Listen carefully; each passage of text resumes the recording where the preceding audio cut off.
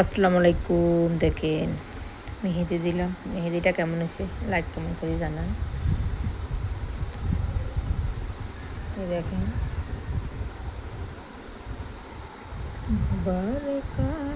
আজ 3 দিন পরে দিলাম মেহেদি, বিয়ের ফুটকার মাছ। দেখেন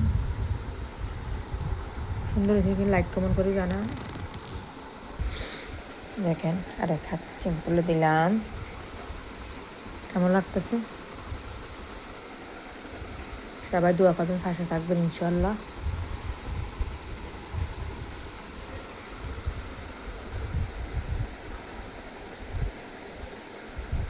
কেমন হয়েছে লাইক কমেন্ট জানান। আর কে কে মেহেদি আমার সাথে যোগাযোগ করবেন।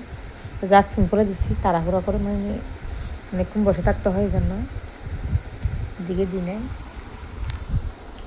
এদিকে কালি এদিকে